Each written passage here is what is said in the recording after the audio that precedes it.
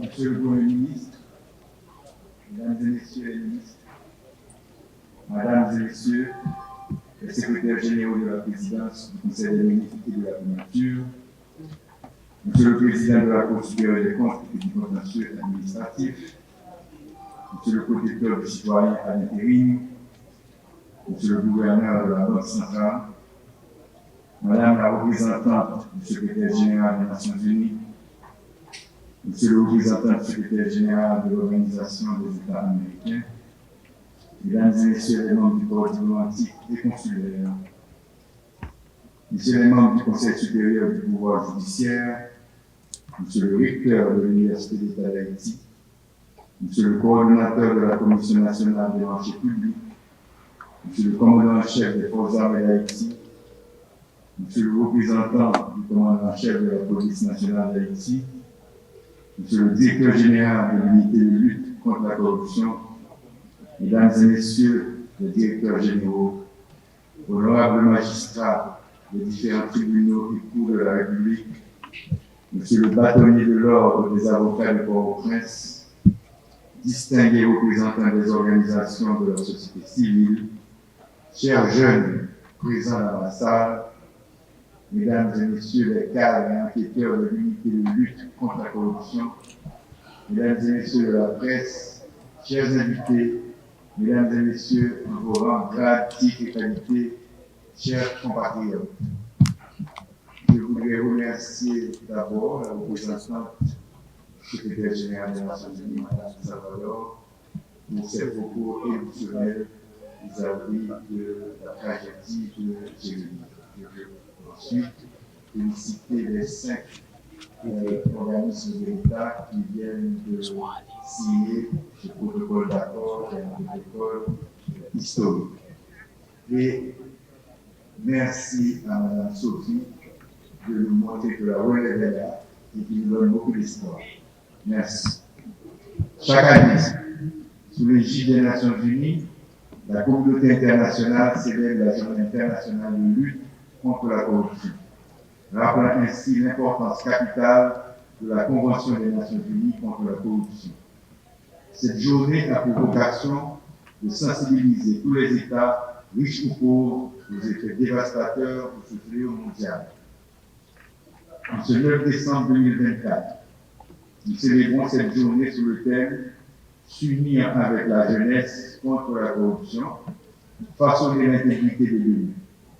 Un thème qui incarne pleinement les valeurs que le Conseil présidentiel de transition et le gouvernement s'efforcent de promouvoir.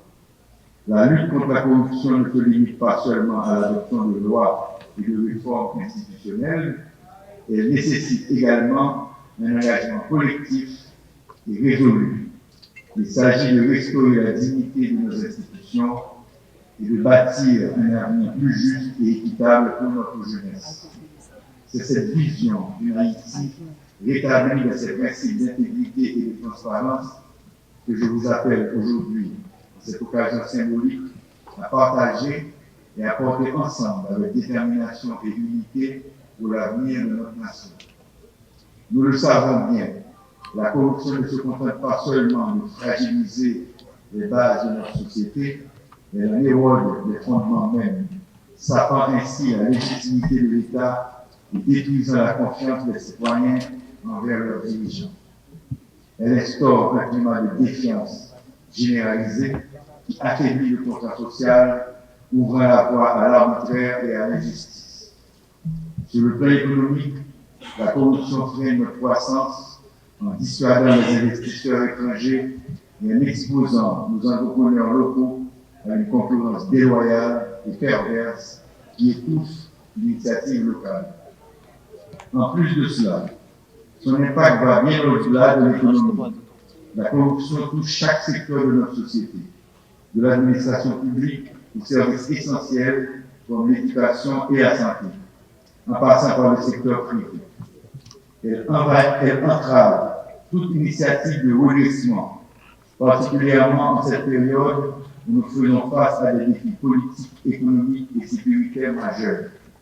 Elle accentue les inégalités sociales en concentrant les richesses et les privilèges entre les mains d'une minorité, tout en laissant la majorité de la population dans la pauvreté et le désespoir. Pire encore, la corruption est aussi un poison violent pour la démocratie. En privant nos processus électoraux de leur transparence et de leur crédibilité, elle dénature la volonté populaire et réduit le suffrage universel à une mascarade. Là où la corruption règne, l'intégrité électorale devient une illusion, alimentant une instabilité politique permanente et aggravant une crise de gouvernance endémique. Hélas, c'est cette réalité amère qui s'impose à nous quotidiennement en Haïti. Il s'avère donc impératif et urgent d'y mettre un terme, sans compromis, si nous voulons véritablement restaurer l'autorité de l'État, regagner la confiance du peuple et relancer notre pays sur les voies de la démocratie et du développement durable. Chers compatriotes, en tant que président du Conseil présidentiel de transition, je tiens absolument à être clair face à ce tableau alarmant. La lutte contre la corruption est une priorité absolue de notre administration, une impérieuse obligation de l'accord politique du 3 avril 2024 pour une transition pacifique et ordonnée, qui enjoint de travailler au renforcement des institutions étatiques de lutte contre la corruption et l'impunité. Nous ne pouvons construire un avenir stable, juste et prospère sans une gestion rigoureuse de nos ressources et une responsabilisation totale des acteurs publics et privés. Ainsi, combattre ce fléau doit aujourd'hui être placé au cœur de l'agenda de tous les responsables de l'administration publique. Je vous rappelle qu'en tant qu'agent public, vous avez la responsabilité de montrer exemple. Il est illusoire de prétendre combattre un mal que l'on tolère de ses propres pratiques. Votre intégrité constitue le fondement sur lequel repose la confiance de nos concitoyens et la crédibilité de nos institutions. En rejetant fermement la corruption, vous contribuez à restaurer l'équité, à renforcer la transparence et à ouvrir la voie à un avenir plus juste et plus prospère pour tous. Toutefois, cette lutte ne peut se limiter à l'élite dirigeante ni aux institutions publiques. Elle doit impliquer chaque citoyen dans un engagement ferme envers l'intégrité, la transparence et surtout la justice. Ensemble, nous devons nous révolter et agir contre la corruption, car elle ne prospère que là où règne le silence, l'indifférence et la complicité. Il est de notre devoir, en tant que citoyens responsables, de dénoncer les actes de malversation, d'exiger des comptes et de promouvoir une culture d'intégrité à tous les niveaux de la société. La réussite de cette transition dépend en grande partie de notre capacité collective à éradiquer ce fléau qui fragilise l'État, divise notre société en menaçant de compromettre notre avenir commun. Chers concitoyens, nous ne pouvons plus tolérer ni reproduire des pratiques destructrices qui nous ont conduit à la situation actuelle. Nous devons nous engager dans une mobilisation collective et inébranlable pour instaurer une gouvernance qui place l'intérêt général au-dessus des privilèges personnels. C'est ensemble, dans ce même engagement, que nous parviendrons à restaurer la confiance, à garantir l'équité et à ouvrir la voie à un avenir où chacun pourra aspirer à la prospérité, à la paix, à la sécurité et à la dignité. Messieurs et dames, frère Maxime, je dis à nous tout à vu conséquences phénomène corruption, capital et dans toute la cour de l'administration publique. Nous ne pouvons pas l'État à plein seulement. Nous devons lever camper, montrer nous indignés et prendre action pour chercher solution contre malaise qui a détruit le pays. Parce que si nous ne faisons pas rien, c'est nous tous qui avons payé le prix. Les conséquences seront pile ou toujours, et petit nous demain.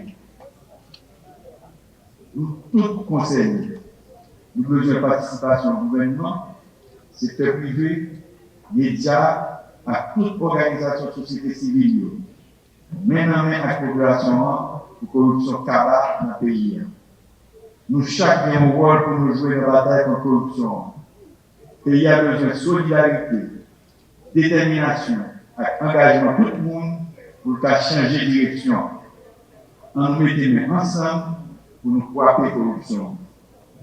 C'est seule de façon ça nous avons rebâti un pays qui chita sur justice, intégrité et côté intérêt peuple là a toujours passé avant. C'est seul jeune qui a bâti le pays nous voulons, Haïti nous tous nous rêvons. Mesdames et messieurs, l'État haïtien a pris une décision historique majeure en créant l'unité de lutte contre la corruption ULCC, dont la mission première est de combattre la corruption et ses diverses manifestations au sein de l'administration publique. 20 ans plus tard, les progrès considérables ont été réalisés dans cette lutte. Aujourd'hui, les agents de l'État sont pleinement conscients de leur devoir de reddition de comptes. Je tiens à saluer tout particulièrement les efforts courageux de l'ULCC qui font que ces 2 décennies d'existence a mené une bataille acharnée contre la corruption dans nos administrations. Les actions entreprises en faveur de la bonne gouvernance au cours des dernières années confirment la nécessité de renforcer cette institution, véritable gardienne des valeurs d'intégrité et de transparence dans la gestion des affaires publiques. Je salue également l'engagement de tous les acteurs du système national d'intégrité de cette mission cruciale et fondamentale pour l'avenir de la jeunesse haïtienne. À un moment où les ambitions politiques de certains et les crises socio-économiques tendent à brouiller nos priorités, il est essentiel de rappeler que l'objectif de cette lutte demeure le bien-être collectif. Dans cette perspective, le Conseil présidentiel de transition s'engage à prendre des mesures concrètes pour renforcer nos institutions de contrôle et de surveillance. Nous apportons un soutien total aux organes tels que l'unité de lutte contre la corruption, la Cour supérieure des comptes et du contentieux administratif, ainsi qu'à toutes les autres institutions engagées dans la répression des actes de corruption. Aussi est-il important de souligner en parfaite adéquation avec le thème de cette célébration que la jeunesse haïtienne a également un rôle capital à jouer dans ce combat.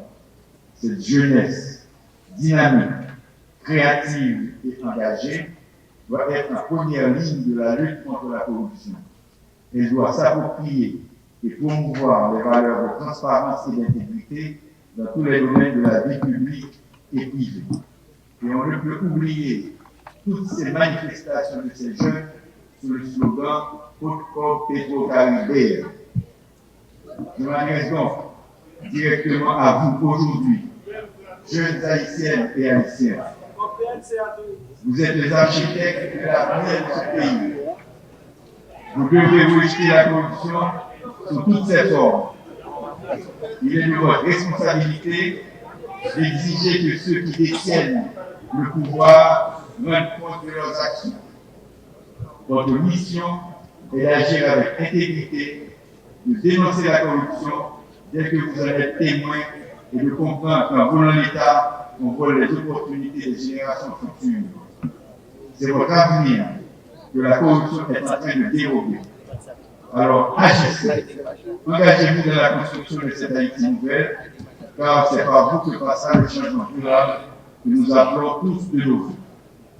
En tant que président du Conseil présidentiel de transition, je place la jeunesse au centre de notre stratégie nationale de lutte contre la corruption. Nous en avons pleinement conscience et c'est ce sur quoi nous nous concentrons. Investir dans l'éducation civique de nos jeunes, les former pour qu'ils deviennent des citoyens responsables, pleinement conscients de leurs droits et devoirs et engagés dans la constitution d'un véritable État de droit. Mesdames et messieurs les hauts cadres de l'administration publique, nous les dirigeants avons une immense responsabilité, celle de donner l'exemple. Nous devons incarner les valeurs que nous prônons, car nous sommes les modèles que la jeunesse observe. Nous devons tout faire pour que les générations futures héritent d'un pays où le bien commun prime sur les intérêts particuliers. Enfin, je rends hommage à toutes celles et à tous ceux qui luttent pour une Haïti plus transparente, La bataille est ardue, mais elle est nécessaire et juste. Que Dieu bénisse la jeunesse haïtienne et nous donne la force de poursuivre ce noble combat pour le bien-être de notre chère patrie. Je vous remercie. Amen.